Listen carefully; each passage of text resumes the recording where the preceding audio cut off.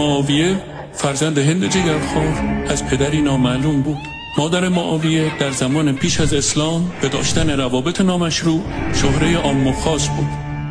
معاویه در بهترین حالت ممکن به 4 پدر مختلف نسبت داده میشه و مشخص نیست که پدر واقعی او کیست. ولی چون در خانه ابوسفیان به دنیا آمده بود، ابوسفیان مجبور شد او را به عنوان فرزندش قبول کند. علت لقب گرفتن مادر معاویه به هند جگرخوار این است که عموی پیامبر جناب حمزه سیدالشهدا به دستور او به شهادت رسید و هند با دریدن سینه ایشان و به دندان کشیدن جگر آن حضرت به این نام ملقب شد. همچنین میتوان به نفرین معاویه توسط پیامبر اسلام اشاره کرد که حضرت فرمود خدا شکم معاویه را سیر نکند.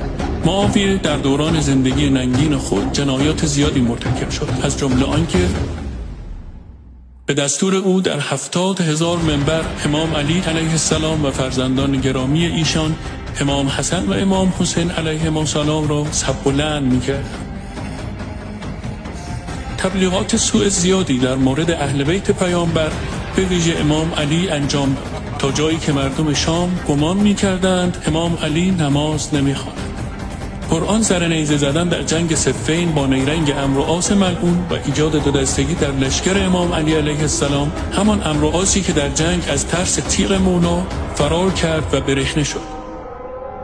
ساخت و فروش بت و راه انداختن تجارت در این زمینه، آن هم وقتی خود را خلیفه مسلمین معرفی میکرد.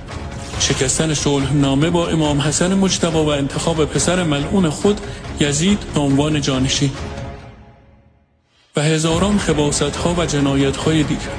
یزید نیز مثل پدرش جنایت‌ها و خباثت‌های زیادی انجام داد، از جمله جنایت واقعه حره و حمله به مدینه و کشتن 10,000 مسلمان و غارت اموال مردم و تجاوز لشکر یزید به زنان مسلمان مدینه، آزاده شدن هزاران فرزند نامشروع در این واقعه، حمله به مکه و آتش زدن کعبه.